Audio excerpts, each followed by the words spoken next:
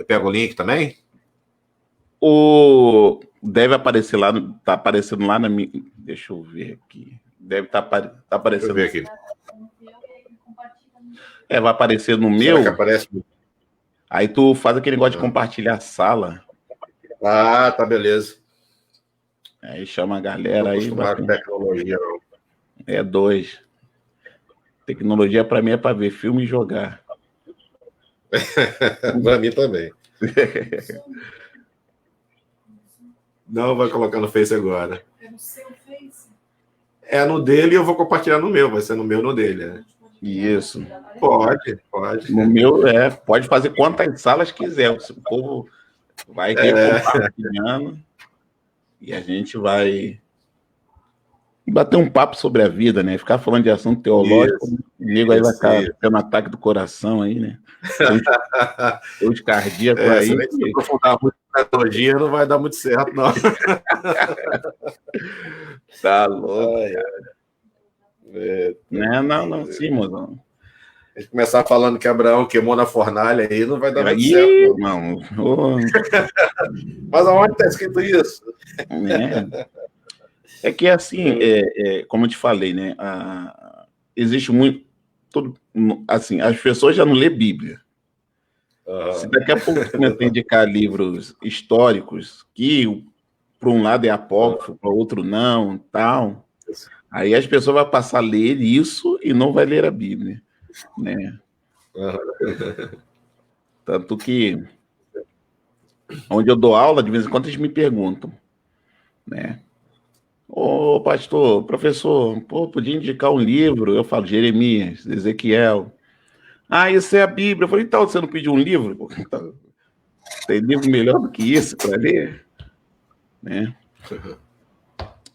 Boa noite, galera aí do Facebook. Nós estamos aqui começando mais um Sextou com o Pastor, com meu amigo Bispo Sandro, lá de Rio das Ostras, irmão. Irmão, Rio de Janeiro é extensão do paraíso, né? Tá certo, tem uns endemoniados no poder aí, né? Tal, deve ter feito pacto com o diabo, não é possível.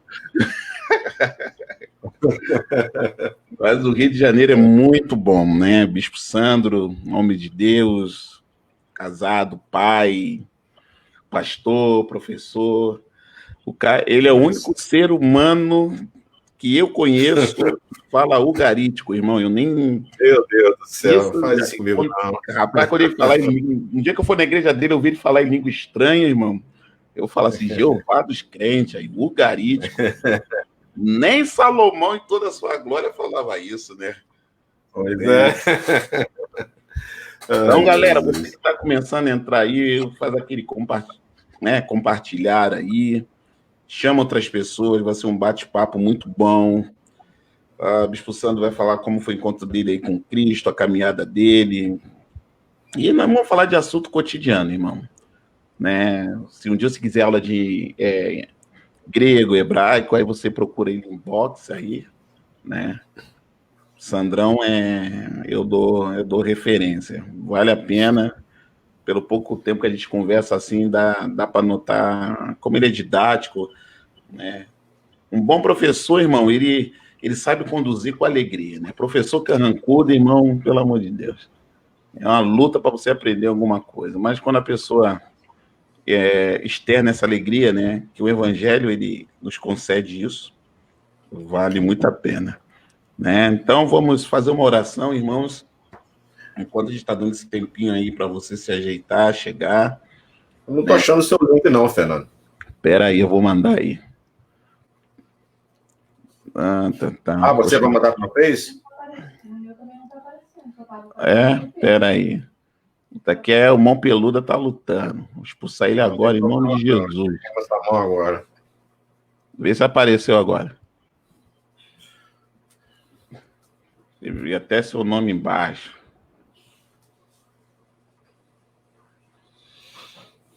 Vai aparecer uma... Oh, meu Deus, vai aparecer algo aí no teu Face aí, uma notificação. E agora eu tô vendo no seu Face. Isso, aí tu só compartilhar como sala que o inimigo tava pelejando já. Não, a gente não viu. Sexta-feira ele já tava lutando aí, ó. Tá, amor? É que tava com um cadeadozinho. Tava bloqueado, agora tá público.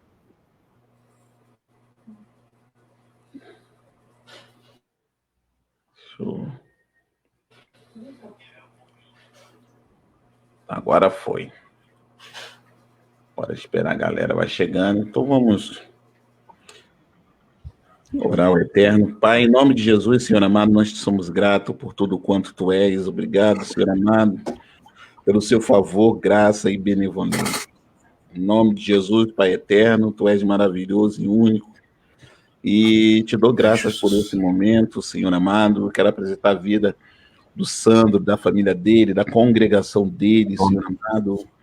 E que o Senhor venha abençoar esse momento, Senhor. Isso aqui é para a glória do teu santo e poderoso nome.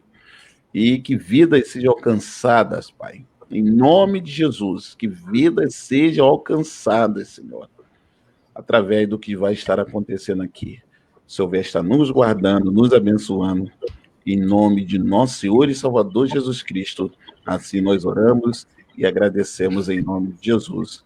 Amém e amém. Glória seja Amém. Jesus. Amém. Glória a Deus. Já tem a Nádia aí, ó. Pai do Senhor para os irmãos. Pai do Senhor, Nádia. Seja bem-vinda. Sinta-se em casa. Isso aqui vai ser uma bênção. Glórias a Jesus. Então, meus queridos, está aí o Sandro, um amigo, um homem de Deus, pastor, pai, professor, o famoso PPP, irmão. A maioria da hoje é o PPP. Né? Na nossa época era o TCC que causava medo. Agora a gente virou tudo PPP. Agora é PPP. Né? Pai, pastor, professor, ali de Rio das Ostras, Rio de Janeiro, um lugar lindo, maravilhoso. Eu sou da Zona Oeste, né? Campo Grande e tal. Né? Agora estou aqui em Santa Catarina. Aqui tá, ó. Que maravilha. Minha mãe aí, ó. Outro nível de adoração. Minha mãe, Dona Ana Rosa, né? Minha mãe que me ensinou sobre fé. Madrecita. Beijão, mãe. Tô doido de acabar essa pandemia para ir no Rio de Janeiro dar um abraço na senhora. Pois é. Seja bem-vindo, Sandro. Deixar você fazer a sua abertura aí, a sua consideração, sua boa noite. Manda brasa aí, quiser dizer oi. Tamo junto. Bom, meu nome é Sandro de Souza Oliveira, sou pastor aqui da Igreja Batista Torre Forte, em Rio das Ostras. E a minha história de vida é bem comprida, bem longa. Vamos tentar resumir um pouco para falarmos de como Deus entrou na minha vida, ou eu entrei na vida de Deus, né? Oh, glória! Do ponto de vista. E como é bom servir o Senhor, as lutas que nós passamos no ministério, as qualificações para ser um pastor, a questão de ser um modelo para as ovelhas, não ser dominador, mas ser um modelo para as ovelhas, lutar para atingir aquelas qualificações que Paulo fala ali em 1 Timóteo capítulo 3, para tentar levar a igreja a mesma visão, para que a igreja tenha no seu pastor um reflexo de um homem de Deus, o que não é fácil, e ser sincero e aberto também com as suas ovelhas, porque para acabar um pouco com aquela visão de que o pastor é um homem de ferro, um super-herói, o pastor também tem problemas, e é bom comunicar isso sempre, para que a igreja entenda que o pastor é feito de carne e osso, e que precisa das orações, e que precisa da ajuda, da mesma forma que ele ajuda, ele também precisa ser ajudado, com oração, com intercessão, das diversas formas possíveis, e é sobre isso a base do que eu gostaria de falar. Graças a Deus, na minha vida, quando eu nasci, um dia eu fui batizado pelo meu pai na igreja católica, e no outro dia eu fui batizado pela minha mãe numa religião afro-espírita. Então eu cresci batizado em duas religiões, católico e umbandista, né? Vou falar o nome porque não tem problema nenhum falar. E cresci envolto com essas duas religiões. Até que eu já era de maior e fui trabalhar fora. Inclusive, na época eu não morava aqui, eu morava na minha cidade natal, que é a cidade de São Fidélis, aqui do estado do Rio de Janeiro, no interior. São Fidélis, lugar bonito, já fui muito. Pois é. E eu saí de lá, vim trabalhar em Macaé, que é a cidade vizinha aqui, nossa, colada aqui, a cidade do petróleo, né? E aqui, graças a Deus, eu encontrei um homem que era evangelista da Assembleia e que era motorista da empresa que eu trabalhava. E ele começou falando de Jesus para mim, e à medida que ele falou, até que eu me converti, sabe, com ele. E foi tudo de Deus, porque uma semana depois que ele falou de Jesus para mim, eu me converti, eu fui mandado embora. Então, eu só vim trabalhar para aceitar Jesus mesmo, sabe? E esse evangelista, ele tinha sido, né, um líder também dentro dessa mesma religião afro. Sim. E tinha se convertido. Então, Deus preparou ele para pregar para mim, esse mesmo homem. Então, daí eu voltei para a minha cidade e, graças a Deus, vim a fazer parte de uma igreja batista que existe lá em São Fidélis até hoje, Igreja Batista de Jardim do Senhor. Fui evangelizado por um evangelista da Assembleia de Deus, fui parar na igreja batista tradicional. Aleluia. Coisa boa. E ali, graças a Deus, Deus começou a trabalhar na minha vida. Tive pastores maravilhosos, né? Por mais que eu pertencia a uma igreja tradicional, eu tive ali o pastor, a esposa do pastor, que eram muito ativos nessa área, o que me ajudou muito. E como eu já conhecia um pouco das trevas, né, digamos assim, eu pude usar isso para também tentar tirar algumas pessoas desse mesmo caminho, que é o que eu faço até hoje.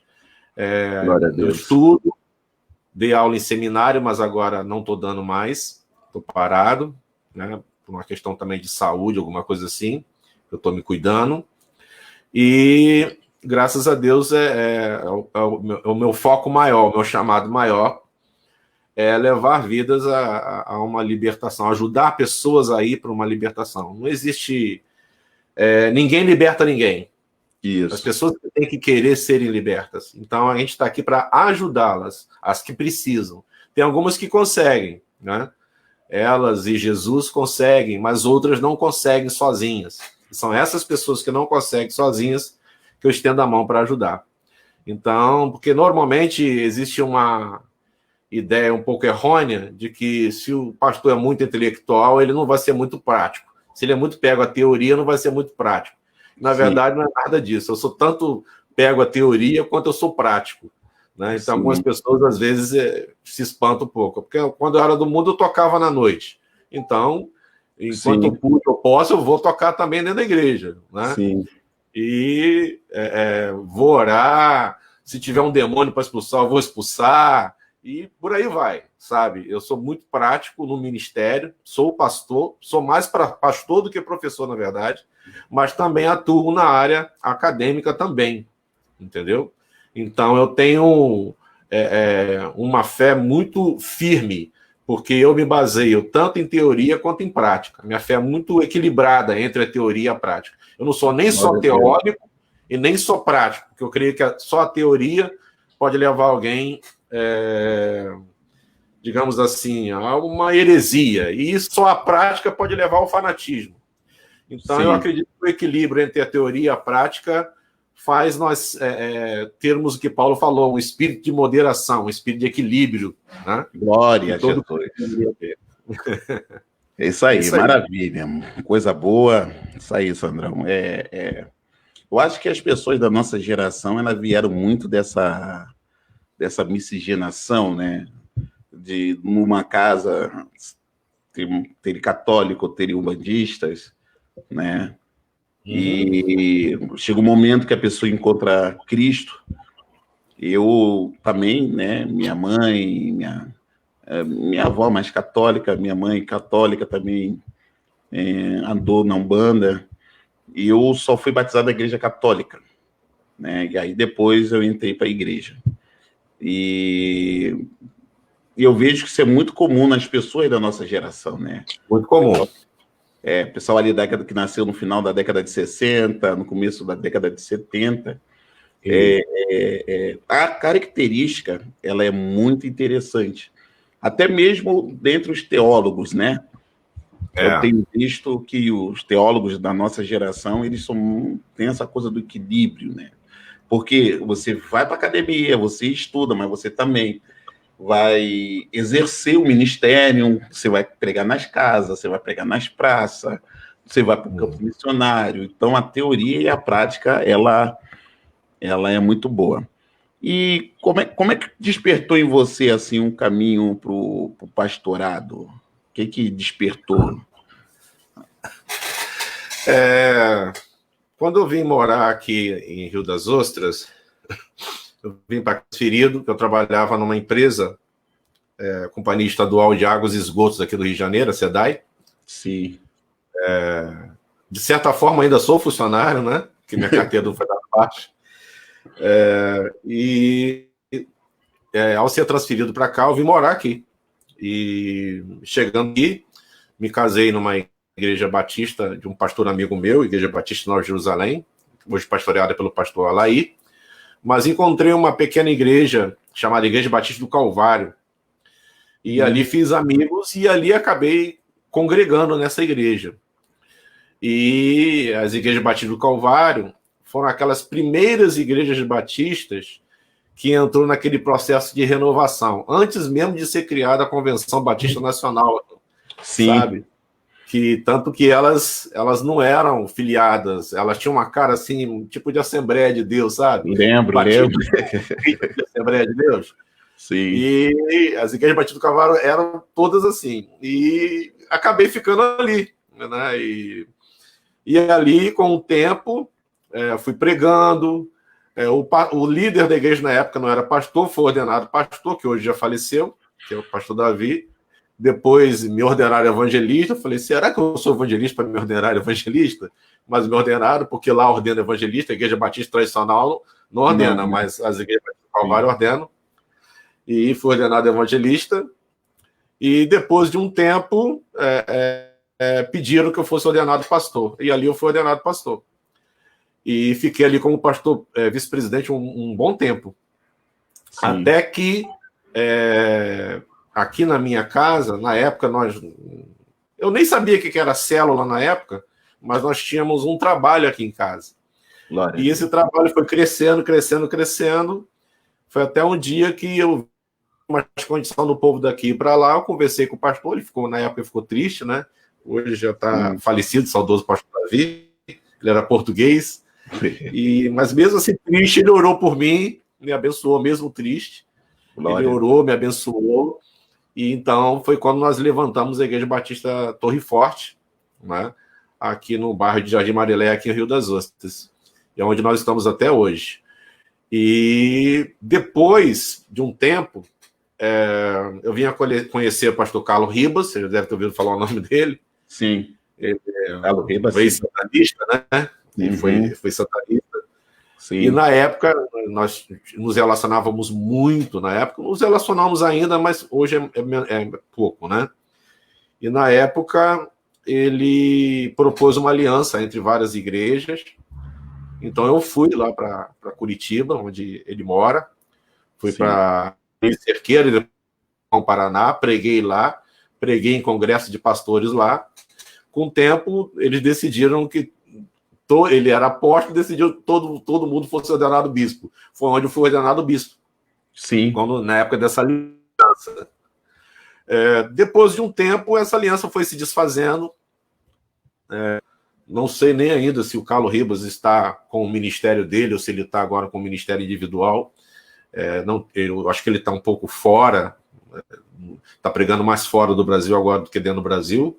E acabou se desfazendo, mas acabou ficando o nome, né? Na minha igreja, de onde eu nasci crente, eu sou irmão Sandro. Sim. Né? Então, para alguns que me pegaram depois que eu fui ordenado pastor, eu virei pastor Sandro. E depois que eu fui ordenado bispo, eu sou bispo Sandro. Então, cada um vai me conhecer como irmão Sandro, pastor Sandro, bispo Sandro. Mas, para mim, sabe, vou ser sincero a você, eu aceitei ser ordenado bispo porque era uma questão de aliança e todo mundo concordou. Eu falei, não vou ser eu que não vou discordar. Mas, sim, biblicamente falando, né, como eu vim de uma igreja batista, nós entendíamos que todos esses ministérios, na verdade, é um ministério só.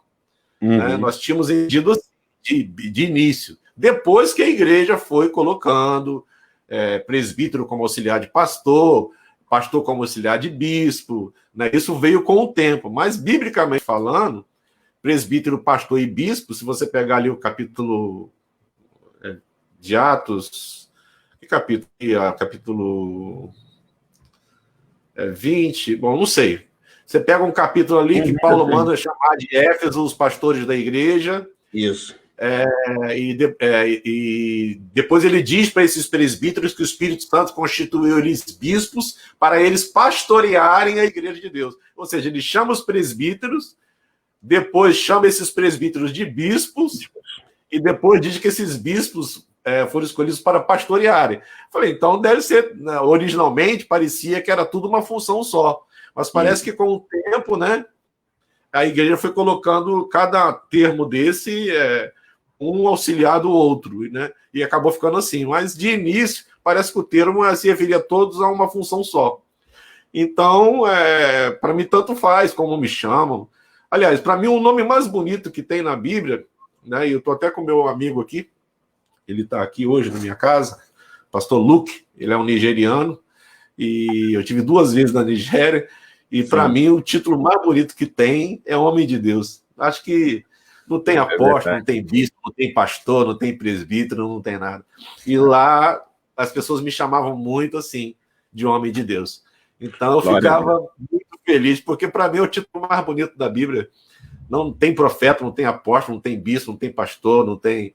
Quando te chamam de homem de Deus e as pessoas, sabe, como alguns profetas eram chamados, então eu me senti muito honrado de ser chamado de homem de Deus.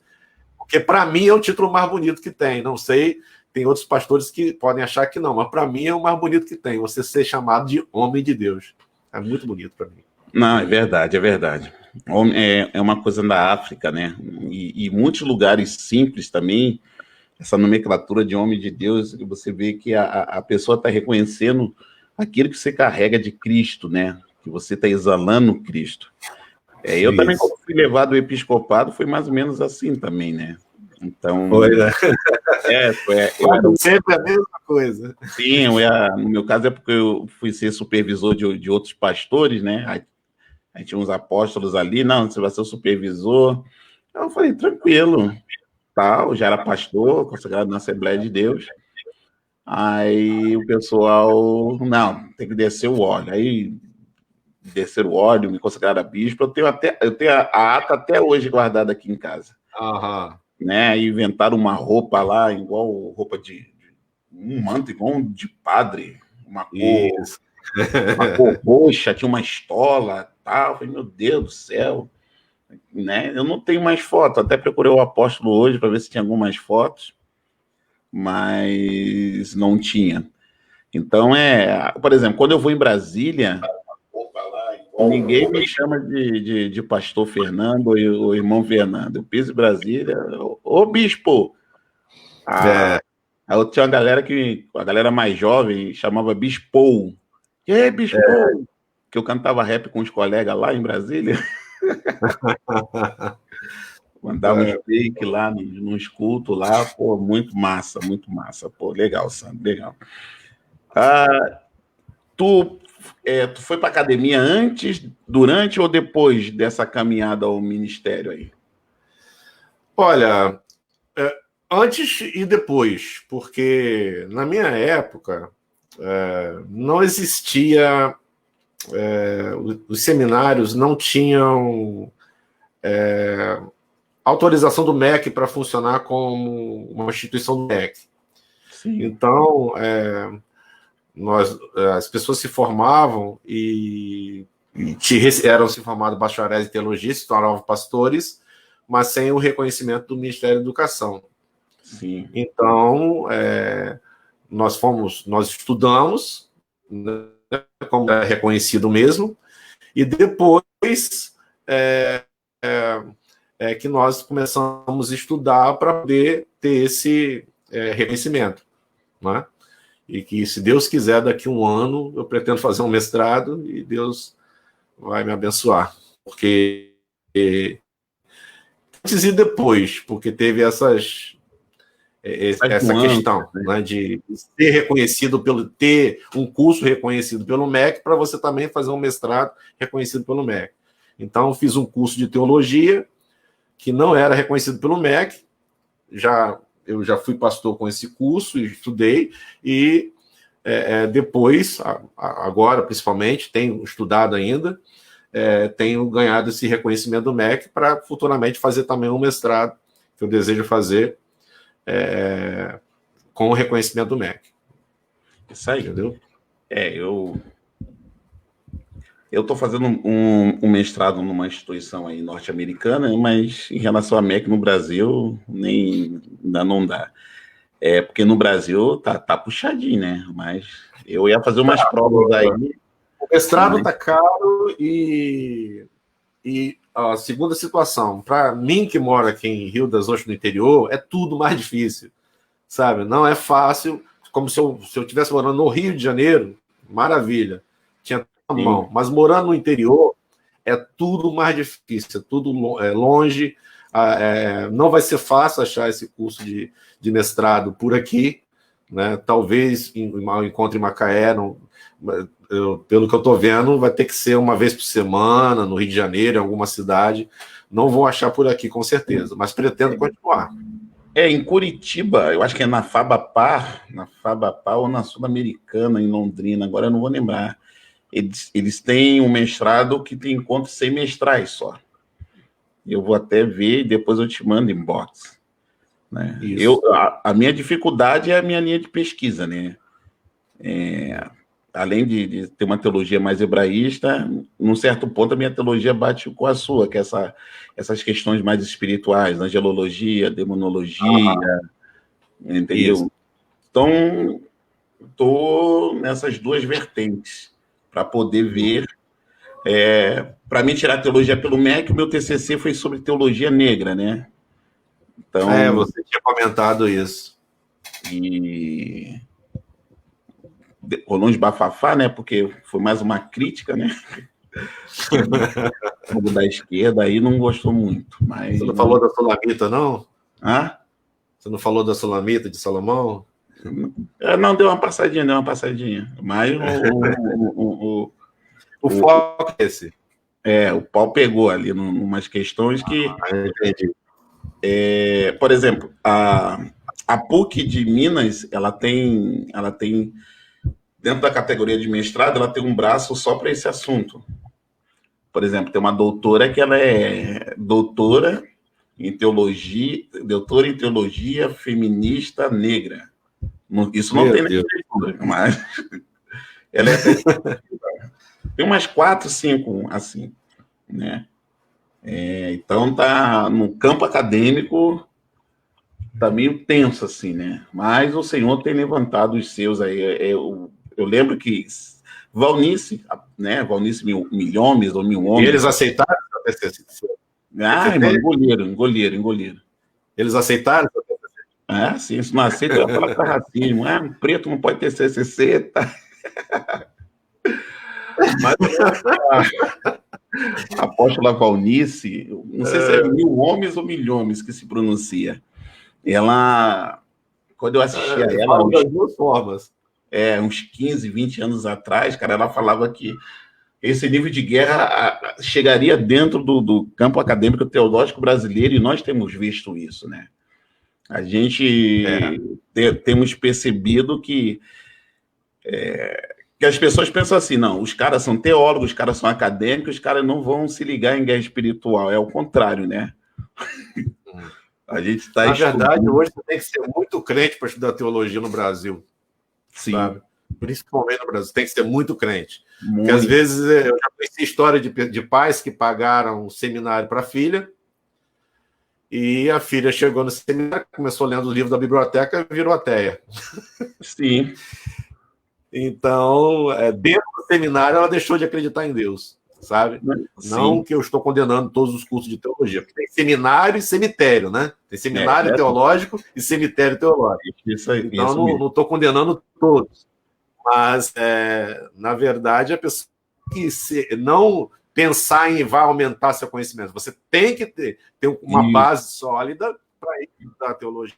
Porque, infelizmente, todo o nível superior do Brasil está infestado de matérias, e a teologia hoje, você não estuda sociologia na teologia hoje, você vai estudar uma série de matérias, e inclusive seria até pior, mas parece que o pastor Augusto Nicodemos juntou uma equipe de pastores, foi em Brasília, pediu para tirar algumas matérias da grade teológica, e isso ainda deu uma ajuda.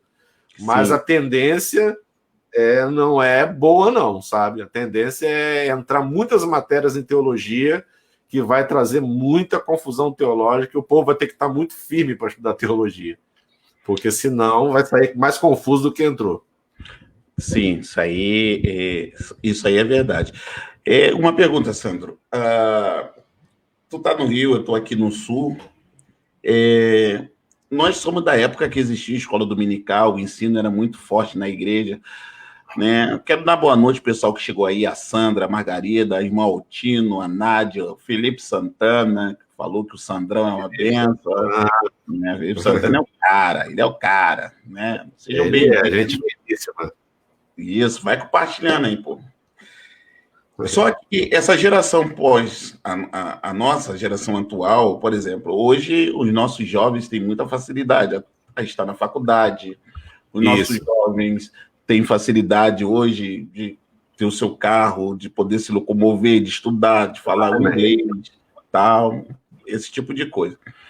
E eu tenho visto, não estou falando da realidade aqui do Sul, né? Não sei como está aí no Rio de Janeiro, eu tenho visto uma dificuldade desses jovens quererem estudar a Escritura. Eu vejo muito eles, nada contra os coach para mim é só uma profissão, tem uma galera que faz isso. Eu vejo mais as pessoas se baseando, agora eu vou englobar todos, se baseando mais nisso do que nas Escrituras, né? E essa semana, conversando com o meu pastor, a gente estava falando sobre isso, falamos até numa live, eu cheguei a citar que o modelo de escola dominical está obsoleto, né? E que deveríamos estudar alguma outra forma, né? Não sei se aprofundar mais o ensino para atrair os nossos jovens, porque o futuro da teologia, e se o futuro da teologia é ruim, o futuro do púlpito também, né? Ele é muito preocupante. E como é aí, na sua região, essa questão dos estudos, dos membros quererem estudar, num todo, não na sua igreja, pelo que tu percebe, assim?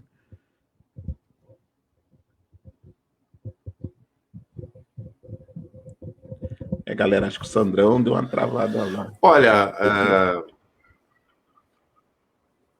tá conseguindo me ver? Vou, agora sim, é que deu uma travada, mas voltou. Foi?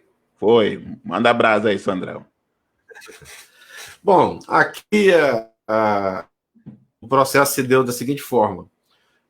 Algumas igrejas começaram trabalhando com célula e automaticamente, não sei se foi seguindo um modelo, começaram eliminando escola dominical. As igrejas mais tradicionais tiveram uma dificuldade de eliminar a escola dominical, mesmo as que trabalham com células. As presbiterianas, as batistas mais tradicionais tiveram dificuldade, porque a turma da antiga não aceitava acabar com a escola dominical. Não foi bem assim. Eu comecei com a escola dominical, mas eu vi que não estava rendendo do jeito, ou não estava trazendo interesse. Por mais que você modificasse, não eram todos que estão assim abraçando o estudo da palavra. Então, nós resolvemos fazer isso dentro da célula, mas não porque a gente estava seguindo um modelo de não ter escola bíblica. Nós decidimos aplicar um ensino bíblico dentro de cada célula, que é o que nós fazemos hoje, entendeu? Mas outras igrejas continuam com a escola bíblica e continuam com as células. aplica esse ensino dentro das células. Outros continuam só aplicando esse ensino dentro das células, porque achou mais prático.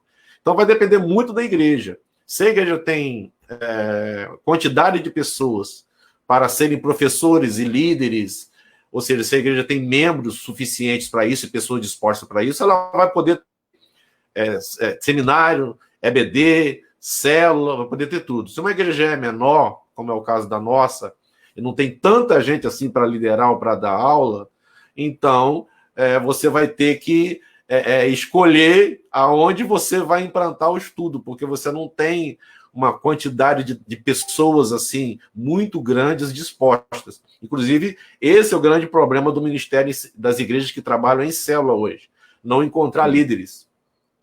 Porque você ganha as almas, mas você não consegue encontrar líder para guiar essas almas. Esse é um dos grandes problemas que nós temos hoje. Então, nós fizemos isso. E o meu sonho é implantar uma escola dentro da igreja, uma escola mesmo, uma escola bíblica. Esse é o meu sonho, sabe? Um seminário com matérias de cunho teológico, de que vai ser usado no ministério, com tudo que vai ser usado dentro do ministério, sabe? Esse é o meu sonho, implantar e, se Deus for, realizá-lo. Em nome de Jesus. Então, a questão aqui anda nesse sentido. Tem as que têm, sim, e tem as que decidiram não ter mais escola dominical. Maravilha. Eu tenho visto, até eu tenho um projeto assim, né, de pessoas que estão começando a fundar escolas, né? Eu tenho um amigo que tem uma escola chamada Didaquê, ele até participou do primeiro Sextou com o Pastor, o pastor Jorge Fortunato, ele era aí do Rio, está aqui em Joinville. Ele pega mais essa linha de evangelismo, essa linha de conquista de cidade, projetar, prospectar, né? E eu já lidero o Convívio do Reino, que é uma escola teológica com a linha mais profética e do lado de libertação, que é espiritual, né?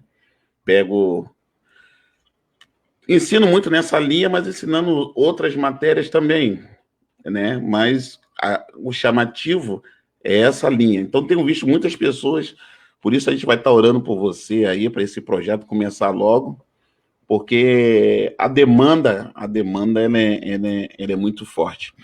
Então, meus queridos, aqui está o Bispo Sandro também é da área da guerra espiritual, né?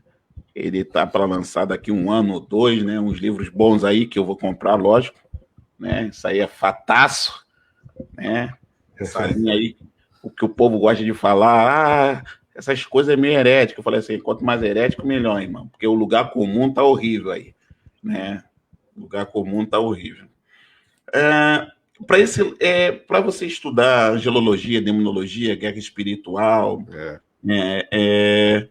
foi algo que foi sendo despertado em você, assim? Ou você já tinha essa ideia? Não, foi algo que veio a mim. Porque eu acho que a questão do chamado não é você ir até a situação, é quando a situação vem até você. E vem muitas situações iguais até você. Eu não procurei nada. Pelo contrário, eu até ensino nas palestras que eu dou, nos congressos que os pastores pedem para mim falar sobre esse assunto, eu ensino de forma bem clara, nós não somos caçadores de demônios. E os únicos caçadores de demônios que tem na Bíblia se deram mal, que são os judeus exorcistas ambulantes, né? Que eles eram caçadores de demônio. E não se deram nada bem, né? E então, quando veio até mim uma quantidade de pessoas com os mesmos problemas, algumas que tiveram a mesma origem que eu tive numa religião afro-espírita, outros que vieram do satanismo, outros que vieram da prostituição, outros que nem sabiam que tinham problemas espirituais. Então, eu comecei estudando para discernir o que era físico, o que era psicológico, o que era espiritual, para não cometer erros, né? Porque é muito difícil. Vi que é muito difícil ser pastor e trabalhar nessa área, não é fácil. Com certeza. Né? Me lembrei aqui até agora do exemplo do Alcione Emerick, que foi ordenado pastor, ele mesmo fala no livro dele, né? Foi ordenado pastor, começou trabalhando com criticava um pastor, falou, se eu fosse pastor, eu faria assim. Aí ele foi na hora pastor, assumiu a igreja. Depois que ele assumiu a igreja, ele disse assim, rapaz, vou ter que pedir perdão a esses pastores, tudo que eu critiquei. Aí foi pedir perdão aos pastores e falou, a partir de agora eu só trabalho com libertação, ser pastor libertação não dá.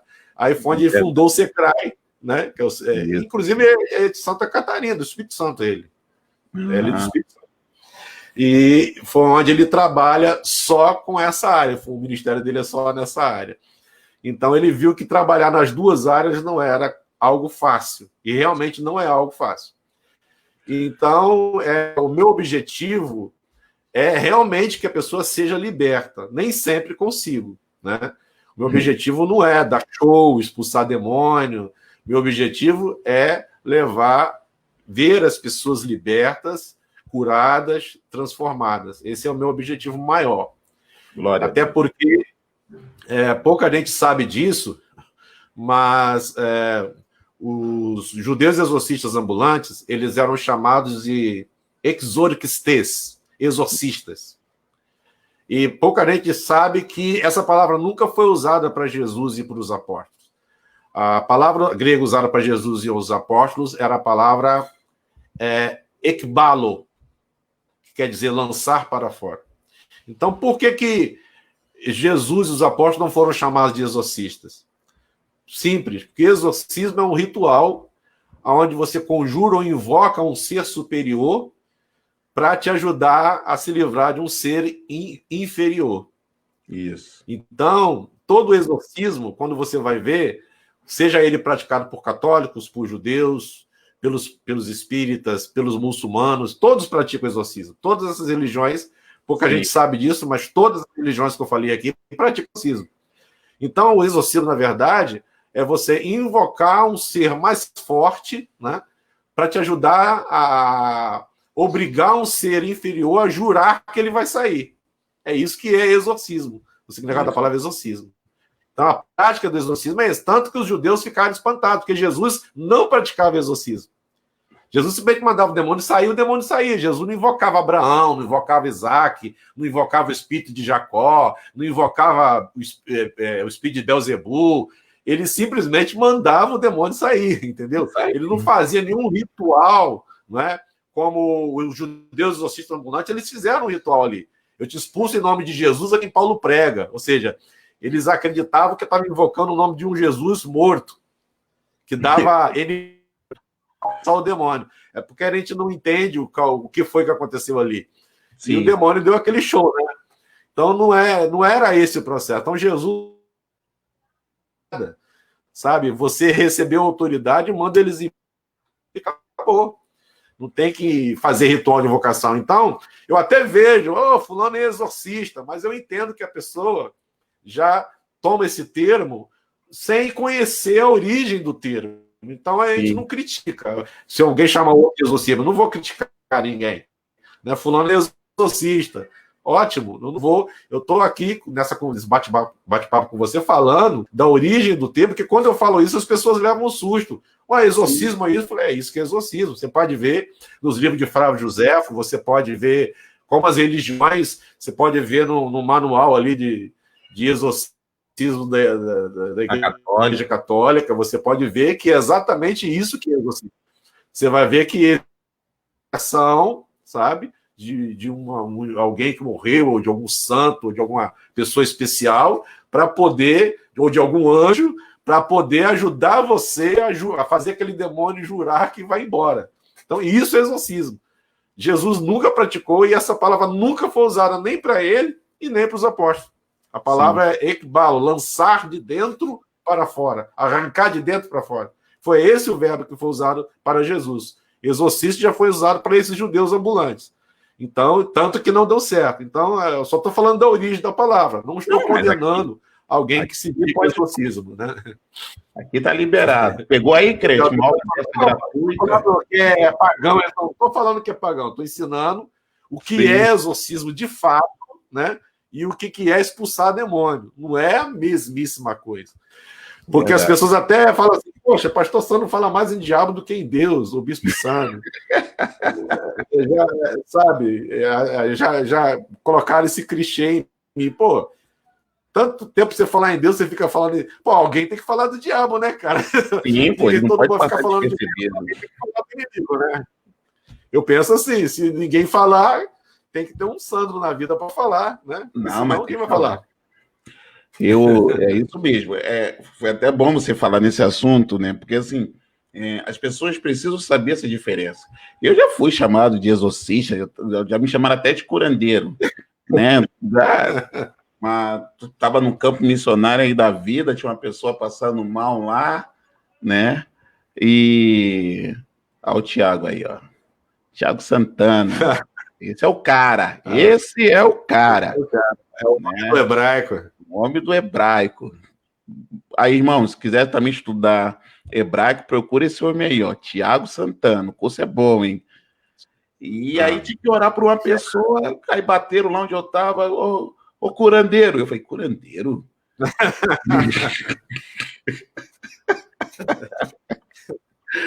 É curandeiro. Tá morrendo, curandeiro, vai lá curar ela. Aí fui, oramos.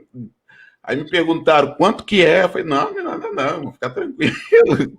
Não, porque o outro curandeiro que mora no outro lado ali da cidade, que não está aí hoje, ele cobra. Eu falei, não, comigo é de graça.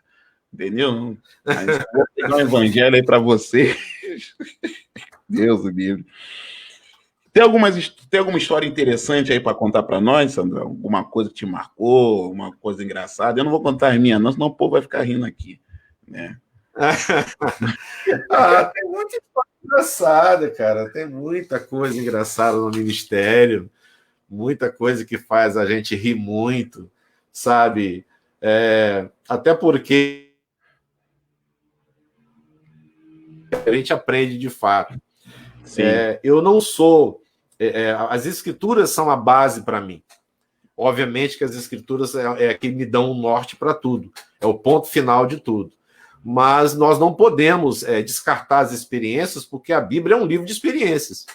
A Bíblia é um livro de pessoas que tiveram experiências com Deus. E essas experiências foram colocadas na Bíblia para, de alguma forma, servirem como modelo para nós. Então, essas experiências. Então, eu não posso descartar totalmente uma experiência, a não ser que ela esteja contradizendo a Bíblia. Se a experiência contradiz a Bíblia e não tem a testificação do Espírito Santo, eu abandono essa experiência. Mas se a experiência não contradiz a Bíblia e tem um norte no meu coração, eu vou continuar com a mesma experiência. Sim, isso eu costumo dizer que não tem manual para lidar. Cada caso é um caso diferente. Não tem como você aplicar um texto da Bíblia em 3 ovelhas. Você pode até aplicar, mas vai ter mais 3 e que aquele texto não vai se encaixar porque a história é diferente. Sim. Sabe? A origem do problema é diferente. Então, em cada situação, vai ter uma história diferente, completamente diferente, e nós vamos aprendendo com o tempo. Na verdade, nós vamos aprendendo com o tempo, e eu tenho muitas experiências, assim, com oração, com jejum, na própria área de libertação. São tantas que eu estou tentando lembrar de alguma aqui, algumas muito engraçadas, que se tornaram engraçadas, mas na hora foi sério, mas acabaram se tornando engraçadas. Né? Na hora ninguém achou engraçado, mas depois ficou até engraçado, né? E que a gente acabou rindo da história, mas que foi muito interessante, sabe? Tive casos muito sérios também, porque eu sempre ensino assim, tem 3 modelos de pessoas endemoniadas na Bíblia. Uma é o gadareno, aquelas que ficam possessas 24 horas por dia, todos os dias. O segundo modelo vem do lunático, né? Que naquela época eles acreditavam que as convulsões eram causadas pelos raios lunares, aí chamavam essas pessoas de lunáticos, né? Que às vezes manifestavam demônio. E o terceiro caso seria da mulher encurvada de Lucas 13, que a Bíblia diz que ela tinha um espírito de enfermidade, mas que ela não ficava possessa, ela não manifestava demônio. Mas a Bíblia garante que ela tinha, Lucas garante que ela tinha um espírito de enfermidade no corpo dela. Isso aí. Então eu costumo dizer que o modelo da mulher encurvada são que é o perigo para a igreja. Os outros 2 não causam perigo nenhum para a igreja. Né? Normalmente os gadarenos estão nos hospícios, hospitais psiquiátricos, às vezes aparecem alguns do estilo lunático, mas esses da mulher encurvada tá assim, sabe? Essa é a realidade. Alguns pastores se deixam enganar, não acontece, e, na verdade, acontece, e porque é natural, a ideia de foi muito distorcida, e não é nada novo. Na verdade, se você ler o Didaquê, com certeza você já deve ter lido, sim, você vai ver quando a pessoa ali tinha um encontro com Jesus, você sabe que a pessoa tinha que confessar, renunciar, jejuar, sabe, passar por uma série de situações para depois ser batizado. Se você fosse fazer com um batizando hoje em dia, o que naquela época se fazia, o cara, no primeiro dia, ele já vai fugir do batismo. Então, ninguém faz aquilo que a igreja fez no seu começo. Porque no seu começo, a igreja levava muito a sério essa questão de problemas espirituais. Sim. Então, hoje em dia, você vai pegar pessoas... Existem vários grupos. Você vai pegar aquele grupo que não crê em Satanás, nos demônios. Academicamente, você vai achar muitos que não crê que esses seres... Não é? Sim. Aí você vai ter um segundo grupo, que é o grupo que crê, mas assim, larga Satanás, demônio para lá, não tem poder para nada, meu Deus é todo poderoso. São os que creem na teologia da intocabilidade, sou intocável, sou de Deus, não é? Que exageram por um lado. Aí vem o outro grupo que já trata, não, o diabo, nós temos que ter medo dele, não pode falar o nome, senão já está invocando ele. É o grupo dos que exageram para o outro lado. Né? Tem um que exagera para um lado e outro que exagera para o outro lado. E graças a Deus tem um grupo dos equilibrados, né? Maravilha. E acredita na existência deles, crê que Deus é todo-poderoso, mas acredita nos ensinamentos bíblicos, né? Do apóstolo Paulo, que é a nossa luta, né? Contra a carne e sangue, mas contra os principados e potestades, que são um grupo demais de equilibrados. Conhece o seu Deus, mas sabe também que o diabo trabalha com ciladas, com armadilhas, e não é fácil você discernir. Eu tenho essa experiência engraçada, mas eu vou contar assim as mais sérias pelas quais eu já passei. Por exemplo, eu estava dentro de uma igreja pregando, e uma pessoa saiu de dentro da igreja, no meio do culto, e saiu zangada, levantou e saiu zangada. E essa pessoa saiu zangada e eu vou sair dessa igreja, porque eu não quero mais, eu quero ir embora. Aí o pessoal tentou conversar, ela foi para casa, certo? Aí depois me contaram o que aconteceu, eu falei, mas o que aconteceu com fulano? Aí eu fui à casa dessa pessoa e cheguei lá, falando, não quero mais saber de igreja, eu não quero mais entrar em igreja, não quero mais, mas por que do nada? E ela começou falando, tinha uma outra pessoa comigo, começou falando, e eu comecei, e assim que eu fui aprendendo, eu comecei olhando para os olhos muito vidrados da pessoa, os olhos não mexiam muito. Sim. Eu falei, não é essa pessoa, não é ela, sabe? Tem alguém aqui. Foi quando eu resolvi botar a mão na cabeça e mandar o espírito sair. Em nome de Jesus. A pessoa virou para mim e falou assim, pastor, o que o senhor está fazendo? O que eu estou fazendo aqui em casa? Olha aí. Você sabe que horas são? 10 horas? Acabou o culto? Eu falei, não, já é 2 da manhã. Olha aí. 2 da manhã? Ou seja, no meio do culto a pessoa se levantou, ou seja, ela apagou dentro da igreja. Ela apagou, não sabe o que aconteceu, ela só foi voltar dentro de casa. Olha aí. Ou seja, por ter se jogado debaixo de um carro no meio da rua, ou seja, mas Deus protegeu. Ou seja, do nada, ou seja, aquilo que eu chamo de, nas palestras que eu dou, eu chamo de, existe a manifestação identificada e a manifestação latente, é o que eu chamo de manifestação latente, que é quando o demônio se manifesta, mas não mostrando a sua identidade de demônio.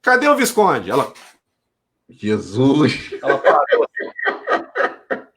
Ela veio pro corredor, falou, pastor Sandro, falou o quê? Temos que orar. E por quê? Tem um demônio chamado Visconde dentro do quarto. Eu falei, demônio chamado Visconde? Eu nunca ouvi um demônio chamado Visconde. Eu pensei assim, não, eu ouvi. Falou assim, cadê o Visconde? Ai, meu Deus do céu. Aí eu falei, onde você ouviu? De dentro do guarda-roupa, a voz saiu de dentro do guarda-roupa. De dentro do guarda-roupa, saiu. Meu pai. Ela puxou a bolsa, aí eu puxei a boneca e falei, não, é a boneca. Sangue de Visconde, eu tenho um plano. Estou me lembrando aqui. Visconde, eu tenho um plano. Aí é coisa de você atuar na área, espiritualizar tudo, e na hora você não saber. Então, eu já vi muitos casos assim, em que a gente leva tão a sério as coisas que quando vê uma voz do nada, você vai falar assim, você imaginar que tem um brinquedo que está ali enfiado dentro do guarda-roupa com uma gravação que vai falar a voz com você, a pessoa achou que era espiritual. Né? E tem outras histórias parecidas com essa, muito engraçadas, sabe? Que esse foi um caso, assim, uma brincadeira, né?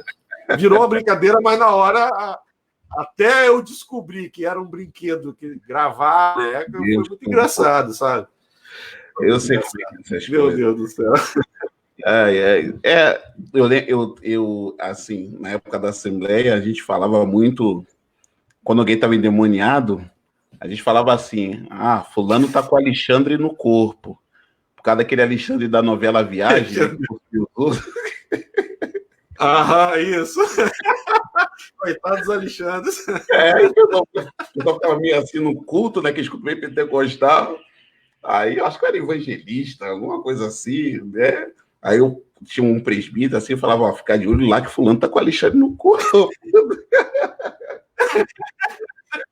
Sangue de Jesus, velho. Mas, cara, é isso aí. As pessoas, quando eu vejo as pessoas escrevendo o livro, eu fico pensando assim, será que essa pessoa que está escrevendo sobre esse assunto, será que ela vive isso na vida dela? Porque a filosofia, ela ensina assim, que você pode falar de fora ou falar de dentro. Né? A filosofia ensina que você pode falar de fora sem experimentar o que você diz, ou você pode falar de dentro experimentando o que você diz. Então, a primeira coisa que eu quero saber de um autor de livro, além do intelecto, ele está falando de fora ou de dentro? Sabe? Porque se você fosse voar e soubesse, é o primeiro voo oficial do piloto, você vai falar assim, meu Deus, eu acho que eu vou descer e vou em outro voo. Né? Ou então você está na mesa de cirurgia, o cara, é a primeira operação que ele vai operar em um ser humano. Até agora ele operou em boneco. Então eu falo assim, não, eu não quero que você me opere, não. Chama outro médico para operar. Ou seja, nessa hora todo mundo quer experiência. Ninguém quer só teoria. Porque nessa hora todo mundo quer experiência. Eu falei, é a questão da funcionalidade da teologia. É isso que eu acho que alguns acadêmicos não estão entendendo. A teologia, ela tem que ter funcionalidade. Ela tem que funcionar na prática. Se ela não funciona na prática, tem que ser recusada. Sim. Porque você enche sua mente de conhecimento, mas na prática ela não está funcionando. Certo? Então, vai acontecer o quê? Algumas pessoas vão achar que está certo, mas não está certo. Teoria sem prática pode ser uma teologia sem funcionalidade. A nossa teologia ela tem que ser bíblica, mas ela tem que ser testada na sua funcionalidade. Se ela não funciona na prática, de pouco vai valer para o seu ministério. Ela tem que funcionar na prática. Você tem que ver isso na prática. Entendeu? Sim. A gente até fala, né? Eu falo para algumas pessoas, creio que você fala, outros falam. A gente fala assim, uma experiência não pode virar doutrina, mas você não pode negar as experiências que as pessoas tiveram, principalmente nessas áreas de demonologia, angelologia. Cada um, eu já tive minhas experiências para os dois lados, entendeu? Tem alunos meus assistindo aí, eles sabem o que a gente fala nas aulas, porque teorizar é muito fácil. É fácil. Eu estava lendo aquele livro de angelologia, né? Lembra lá que você indicou? Eu comprei ele e o de demonologia. O de demonologia é muito bom. O de angelologia eu conheço alguns teólogos ali que escreveram, né? Tem uma canhota lá de um não sei o que, gestão e conhecimento lá, que Deus o livre. Né? A mulher não dá nada aí, porque não deixaram uma galera pregar aí. Aí o nome dele começa com a letra K? O nome dele começa com a letra K? E ela mesmo. Aí, cara, você vê que é muito de fora. E essas coisas, olha, por exemplo, lá na África, cara, libertação lá na África é jejum, oração, sessão de oração em cima, mais o tempo de jejum e oração. Não está na Bíblia, mas só a experiência que eles têm, né? Aí você vai ver gente aqui no Brasil ou nos Estados Unidos, aí escreve o jejum como um romance, de tipo Romeu e Julieta. Aí, quando eu abro e leio, eu falo assim, ó, ou eu tô muito desviado mesmo, que o jejum eu não vejo assim, a experiência que eu tive, a Bíblia não mostra isso, porque parece que virou lugar comum escrever sobre coisas espirituais e trazer essa coisa muito para baixo, sem a pessoa ter experiência. Porque eu já expulsei demônio, eu lembro uma vez na igreja, uma pessoa fingiu, estava lá o culto comendo, aí ela fingiu que caiu endemoniada. O pessoal, sai em nome de Jesus, sai em nome de Jesus, sai em nome de Jesus, e nada. Sai em nome de Jesus, e nada. O meu pastor olhou para mim, ó, falar para ele lá, ou sai o demônio, ou eles vão ser excluídos, né? Aí eu fui lá, olhei, peguei a pessoa pela cabeça, que ela estava deitada, aí eu falei, em nome de Jesus, sai, tum, desceu aquela batidinha no concreto, o pessoal, ai. Pessoal, que demônio é esse? Eu falei, é do ai, fica tranquilo, irmão. Que tem que bom a gente comprar aquela pistola de choque, cara. Também. Dá um choque. Se não sentir, é porque é espiritual. Sim. Aí, ó, hoje você falou algo como ouro. Aquelas pessoas que são endemoniadas latentes.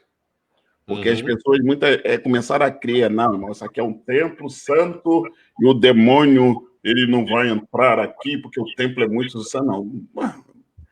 Mas se o demônio estiver no corpo da pessoa, né? Eu já passei por muitos casos assim, que eu fui pregar numa determinada igreja e o pastor falou, aqui é só o Espírito Santo ministra o poder do Espírito Santo, aqui não tem demônio. Eu falei, tudo bem. E preguei, na hora que eu fui orar, começou gente caindo endemoniada para tudo quanto é lado da igreja. Aí, ó. Aí eu caía o pastor levantava, caía outro, pastor levantava, caía outro, pastor levantava. No final ele desistiu de levantar as pessoas. Né? Participei de alguns eventos assim com alguns amigos também que entraram na mesma linha que eu entrei. E no começo eu era assim, eu era tipo caçador de demônio mesmo no começo. E no começo assim. Eu era novo, entendeu? Então, onde tivesse, eu queria ir, eu queria ver o circo pegando fogo. Hoje eu não sou mais assim, eu não tenho coragem, sabe? Em respeito ao pastor da igreja, em respeito ao ministério dele, respeito ao arraial dos outros. Se o cara falar que eu tenho que pregar de terno e gravata, eu vou pregar de terno e gravata. Se eu posso pregar só de camisa, eu vou pregar de camisa. Eu respeito mais, mas antigamente eu não respeitava. Eu pregava era uma vez só, eu nunca mais era chamado para votar naquela igreja. Não chama mais aquele cara para votar aqui nunca mais, entendeu? Porque eu não esquentava a cabeça. Se eu tivesse orado, jejuado e chegar lá, eu queria mostrar que o que eu estava falando era verdade. Eu entrava para o campo prático e isso não terminava às vezes bem. Sim. Porque causava um certo choque, uma certa Então, hoje, só mesmo se o pastor me chamar para dar um congresso e ele autorizar, aí a gente pode até pensar no caso, mas caso contrário, eu hoje não faria mais isso. Mas na época eu era muito novo e queria mostrar muito serviço na obra e não importava, sabe? Eu entrava de cabeça e queria mostrar a existência, porque eu vim, sabe, de um local onde isso era comum. Sim. Entendeu? Aonde isso era muito comum. Mas depois eu entro na igreja e vejo que os crentes deveriam acreditar mais. Não é? Eu acho até interessante quando a pessoa fala para mim que acredita em Deus e não acredita em demônio. Eu falei, você está selecionando qual a parte da Bíblia que você crê?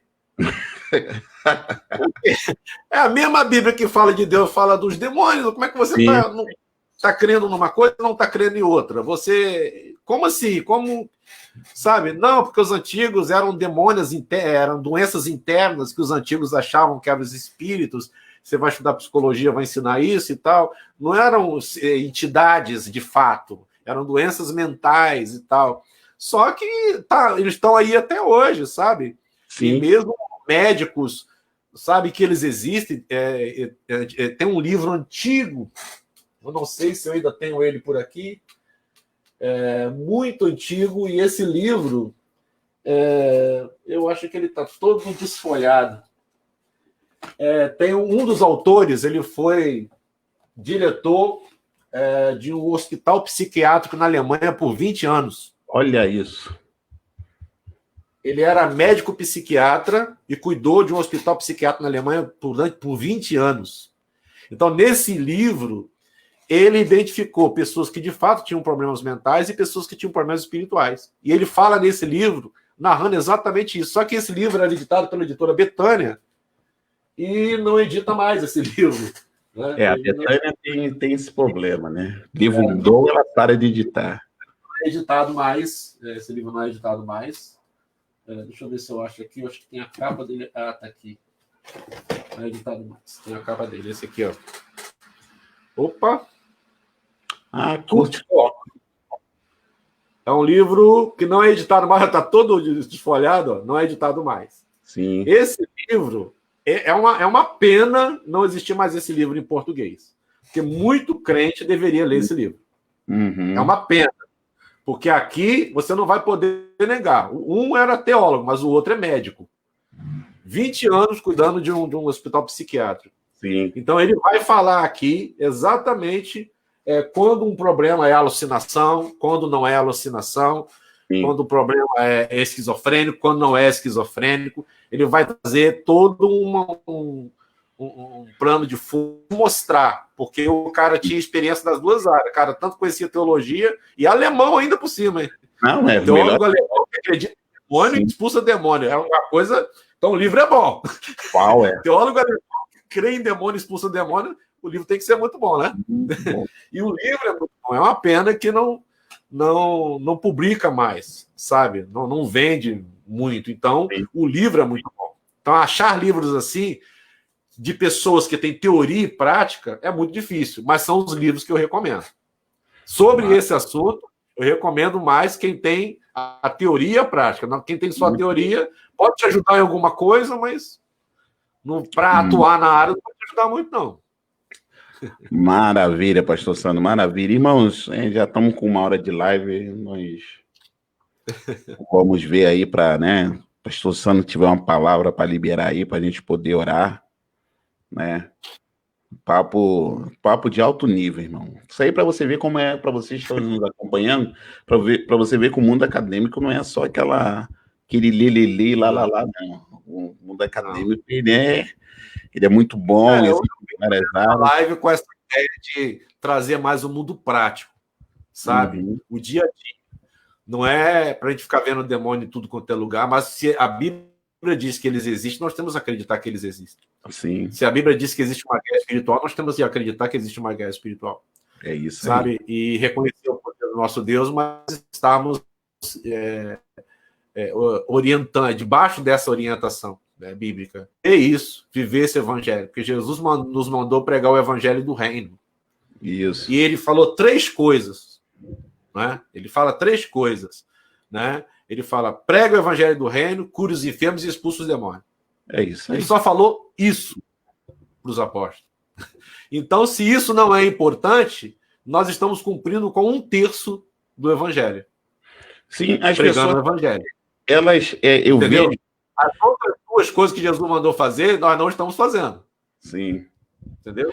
Isso não tem nada a ver com neopentecostalismo, com pentecostalismo, com ser reformado. Não tem absolutamente nada a ver com a denominação. Isso tem a ver com algo que Jesus falou. Entendeu? Nós estamos fazendo 1/3 do que Jesus nos mandou fazer. E nós tínhamos que parar para pensar um pouco sobre isso. Entendeu? E não inventar desculpas sensacionistas, ou sei lá o que for, para não praticar o que Jesus mandou praticar. Certo? Não precisamos inventar essas desculpas, porque isso é real. E qualquer pessoa que é de Deus sabe que é real. Se você perguntar Hernandes Dias Lopes, ele crê em demônio. Se você perguntar no Augusto Nicodemos, ele crê em demônio. Sim. Entendeu? Você pode pegar acadêmicos presbiterianos que são homens de Deus, batista, presbiteriano, eles creem. Entendeu? Eles podem até não concordar com algumas coisas no movimento de batalha espiritual, mas isso aí é outra coisa. Mas quem é de Deus crê. Então não tem como você... Se você diz que não crê, então você está escolhendo aquilo que você quer crer na Bíblia. E aí é complicado, não é? As pessoas de um tempo para cá, mais ou menos 20 anos para cá, entraram nessa, desculpe a palavra, mas nós somos carioca, eu vou falar assim, entraram nessa noia do que, falar de libertação, falar de guerra espiritual, falar disso, aquilo, isso nada a ver, tal. Aí eles começam a pegar exemplos ruins, né? Começam a pegar as banalizações que fizeram, que eu até acredito que isso aí foi uma estratégia do inimigo. Sim. Tudo que vai apontar ele banaliza para... muita coisa. Né? E aí a gente vê até a questão das curas espirituais, quando a gente acreditava, orava, jejuava mais para essas coisas, as curas eram mais fortes. Poxa, no Rio de Janeiro era um lugar que cria muito nisso. Depois o Rio parou de crer, agora no Rio de Janeiro tem mais de tudo quanto é coisa, quanto é lugar. Né? E aí existe poucas escolas que vai tratar disso. Talvez a escola da Valnice, tem a escola do Cote ali, acho que é Curitiba, o Almirante Tamandaré, por ali, né? Curitiba. O outro que eu conheço é você. Tem um pessoal de Araquari que eu conheço que trabalha bastante com isso, entendeu? Que, como você falou, Cristo mandou expulsar, mas as pessoas... É que eu falo para as pessoas, irmão, não existe essa coisa de você ficar cantando igual a comunidade evangélica da Zona Sul, o diabo está debaixo do meu pé, bababá. Porque o que está escrito, né? Paulo diz: em breve o Deus de paz pisará na cabeça do inimigo através da planta dos nossos pés. Enquanto tem isso, a graça de nosso Senhor e Salvador Jesus Cristo vos basta. Então, Paulo explica o que é. Não existe essa questão. Eu sempre falo, até quando eu vou dar aula sobre isso, eu dou aula com cuidado, dou aula para as pessoas entenderem que não é essa brincadeirazinha, não é pó de mágica, sai em nome de Jesus, vai sair saindo. Você tem que ter uma vida de jejum, uma vida de oração, né? Uma vida que você tem que lutar muito contra isso. Mostro muito da visão judaica, da questão do kibbutz, né? As pessoas entram, esse negócio de maldição hereditária, esse negócio existe, não existe. Eu falei, irmão, olha só, a gente tem que começar a estudar e olhar essa situação. Tudo para vocês hoje não existe. Tudo não existe. Tudo é confissão positiva. Eu sou o que Deus diz que eu sou. Aí eu falei pro cara, Deus falou que tem um cabeção, pô. Tu só faz besteira, tu não larga maconha, então tu é cabeção. Sabe? Então, cara, desculpa falar, cara, o carioca está tomando conta. Né? Não, fique tranquilo que Jesus vai libertar. Glória a Jesus. Então, a situação que esse precisa ser muito difundido mesmo. Fala, meu amigo. Como já está encerrando a live, então eu queria trazer uma palavra nesse sentido, sobre alguma coisa que é distorcida, que é a visão da obra da cruz.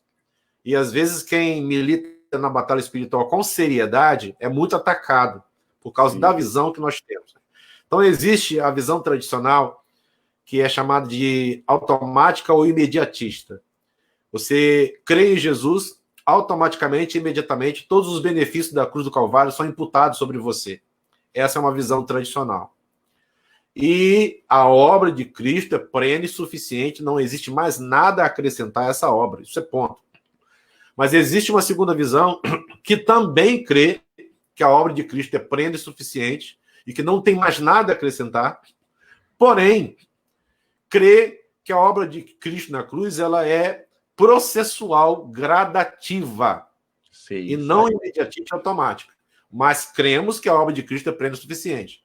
Ou seja, nem todos os benefícios de Cristo na cruz são imputados automaticamente no momento da conversão.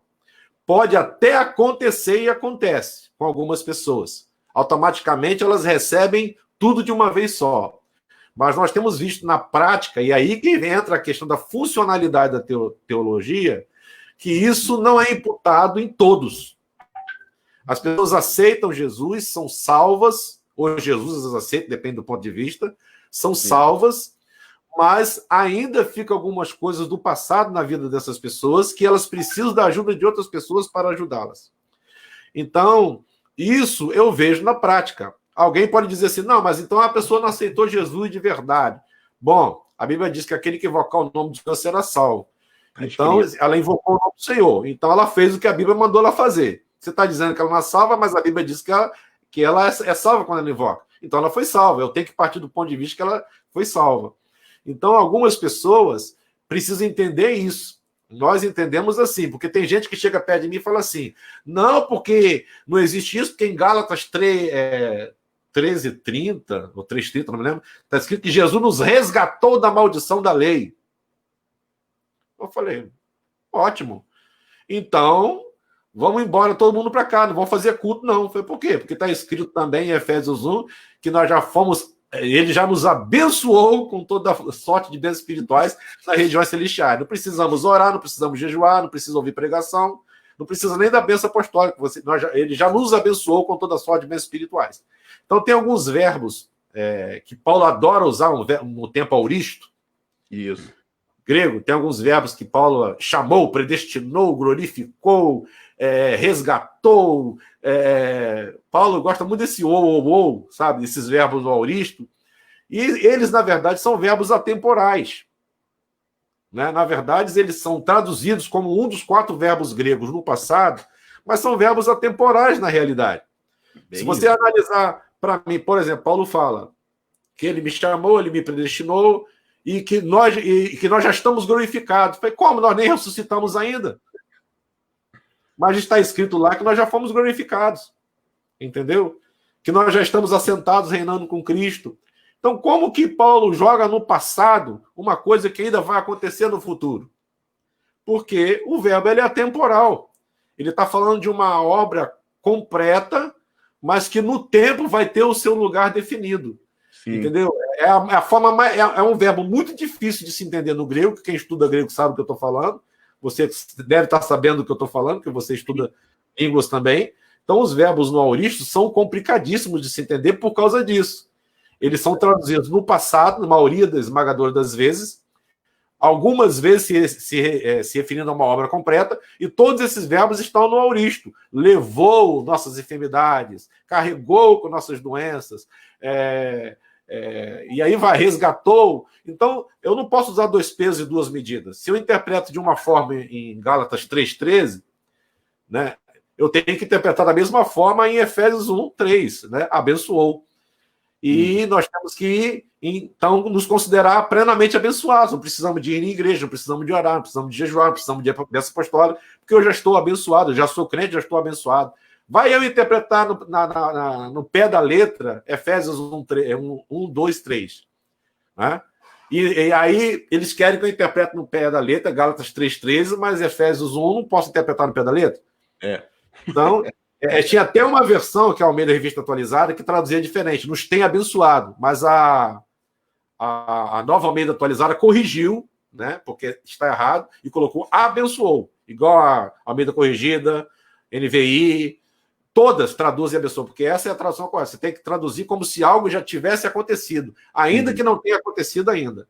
Sim. Entendeu? Ainda que espiritualmente aquilo não tenha acontecido, você tem que traduzir no passado como se já tivesse acontecido. Então, é esse o ponto principal. Então, como os verbos são atemporais, as pessoas não entendem que algumas coisas vão se cumprir gradativamente na vida de alguns. E é o que eu tenho visto na prática. Nem todo mundo é imputado sobre elas automaticamente todos os benefícios da salvação. Não tem nada a acrescentar, porque algumas pessoas falam assim, então precisa de quebrador? Eu falei, não. O quebrador é Jesus. Jesus é o quebrador de maldição e ele já quebrou todas as maldições há mais de 2.000 anos atrás. O que às vezes nós falamos é que nós precisamos orar e tomar posse da bênção das maldições quebradas. Então, não vamos falar em maldição hereditária, não. Vamos falar em tomar posse da bênção das maldições quebradas, que no final das contas vai ser a mesma coisa, mas as pessoas tendem a criar um clichê, alguma coisa, e como o Tiago Santana fala, inventores da roda. Nós inventamos a roda e tem que ser o que a nossa invenção aqui, a outra não pode pensar. Então, a obra de Cristo na cruz é prêmio suficiente. Toda pessoa séria sabe disso, mas na vida de alguns precisam de ajuda, outros não, mas outros precisam de ajuda de alguém. Então, são essas pessoas que precisam de ajuda que eu tenho que ajudar. Então, é uma tolice nós acharmos que todo mundo levantou a mãozinha para Jesus, deu um mergulho nas águas batismais, pronto, acabou. Não tem mais demônio, não tem mais doença, nem gripe pega mais, nem Covid, acabou. Né? Aí eles vão espiritualizar. Não, levou, é espiritual, não é físico. Aí o cara começa espiritualizando, né? Porque ele não quer entender que aquilo ali é algo atemporal, ele quer entender que aquilo ali é algo espiritual. Aí ele vai ter que usar uma desculpa. Então ele vai dizer, só que Jesus, quando cumpriu Isaías 53, ele cumpriu expulsando demônio e curando enfermo. É isso aí. Foi assim que ele 53, não foi assim? Foi. Não foi uma historinha de doença espiritual, ele cumpriu na prática. Né? E Jesus, e Mateus ainda fala assim, e está escrito sobre esse momento que ele levou sobre si, carregou com as nossas doenças. E Jesus estava lá, expulsando demônio e curando enfermo, literalmente. Isaías 53. Então não tem nada de espiritual em Isaías 53, aquilo ali é literal. Certo? Forte. Pegou aí, crente, vai ficar gravado. Se precisar dessa aula de novo, só acessar aí. Né? Glória a Deus. Sandrão, muito obrigado aí por tudo. Foi um prazer, querido. Foi um prazer conversar com você. Muito obrigado. E eu vou marcar uma outra aí que eu estou vendo com outros amigos para a gente marcar uma, para a gente bater um papo sobre a igreja e a pós-modernidade. Eu acredito que esse tema, acho que é do seu interesse também. Vamos marcar para fazer um bate-papo, eu e você e mais uns 2 pastores aí, porque serão pastores como eu e você, que têm filhos adolescentes, adultos, faculdade, isso e aquilo. E a pós-modernidade, muita gente não crê, mas também é um nível de guerra espiritual muito forte, né? Que todo mundo aí agora tem razão. Então, ora por nós aí, Sandrão. Fica à vontade. Com certeza. Quero agradecer a todos que participaram, Batista e Forte, os amigos aí do pastor Fernandão, bispo Fernandão. Toma aí. E todos que estiveram presentes. Não foi, talvez, aquilo que todos estavam esperando, era um bate-papo, uma conversa. E eu vim com a finalidade, isso mesmo, de falar de uma questão mais prática do dia a dia. Não deu tempo de falar nem 1% do que a gente vive nesse ministério. Nós temos que ser realistas, né? Eu acho que o pastor tem que ser realista, o pastor tem que contar aquilo que ele sente, o que ele é, tem que ser verdadeiro com as suas ovelhas, com a sua igreja, que ele é de carne e osso, porque, sabe, tem essa onda de pastores se suicidando aí, ainda está tendo, né? O pastor ficou calado durante muito tempo, chegou uma hora que ele não aguentou mais, tirou a própria vida. Então, o pastor ele tem que falar. Se ele está sentindo alguma coisa, se ele está com algum problema, ele tem que falar. Não pode deixar estourar e cair numa depressão, abandonar o ministério ou simplesmente tirar a própria vida. Nós temos que falar, nós somos de carne e osso. Então, nós temos que chegar e abrir o coração e falar mesmo a verdade. Então, isso é um ministério na prática, no dia a dia. Porque, às vezes, o cara tira a vida dele e ainda é criticado. Pô, o cara tirou a vida dele, não era pastor? Será que ele não entendia que não podia fazer isso? Mas ninguém estava dentro da cabeça do cara para saber que o cara ficou aguentando, fazendo de conta que ele era um homem de ferro, maquiando um sorriso para a igreja não verdadeiro. Ele estava com problema, não teve coragem de pedir ajuda à sua própria igreja, porque tinha que manter aquela postura do pastor super-herói, e acabou terminando desse jeito. Então, nós somos pessoas de carne e osso, nossos filhos são de carne e osso, a esposa do pastor tem nome, os filhos do pastor têm nome, entendeu? E nós somos família, e temos problemas como todos têm, mas nos esforçamos para ser modelo para o rebanho, como a Bíblia nos ensinou. Vamos orar? Vamos. Pai, muito obrigado por essa conversa maravilhosa, por essa live maravilhosa aqui com o pastor Fernando. Muito obrigado a todos que assistiram. Sei que o que nós falamos aqui não é do agrado de todos, mas é necessário falar, porque está na Bíblia, está nas Escrituras, é real, é verdadeiro, e tem que ter alguém que fale, sabe? A nossa teologia, Deus, tem que funcionar na prática, senão muito pouco para as nossas vidas e para nossos ministérios.